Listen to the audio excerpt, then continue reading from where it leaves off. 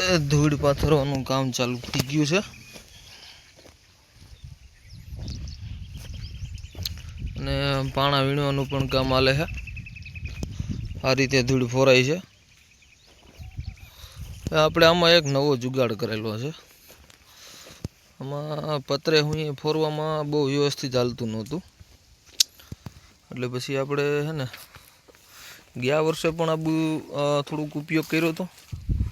ગયા વર્ષે થોડુંક આનાથી અલગ કર્યો હતો, ત્યારે થોડુંક મજા નહોતી આવતી. પછી આ વખતે દાંતીના ફારવામાં જ આપણે રાપને પીલી દીધી છે. જોઈ આવ્યો આપણે આ રીતે એક ઓલા ખૂણે ને એક આ ખૂણે 72ની રાપ લઈ લેવાની અને એક ગ્લાસ પથરાતું જાય છે.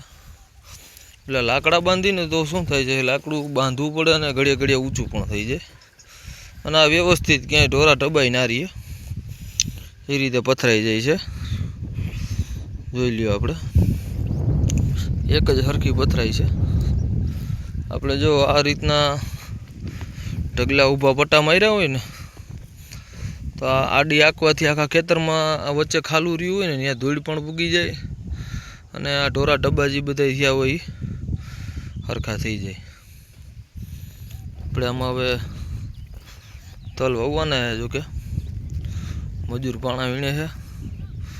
પાણાને કોઈ મોટા મોટા ઢેફાને આવ્યું હોય ને તો વીણાઈ જાય. તો પછી દાંતી હરખી 2 વાર મારી આડી ઊભી, એટલે ઉનાળામાં શું છે થોડોક ખેતી સારી હોય ને તો ભેજ ટકાવી રાખે.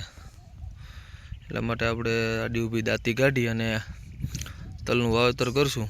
જોઈએ કયું ખાતર નાખીએ એ પણ આપણે જણાવશું ત્યારે. પહેલાં જય મુરલીધર.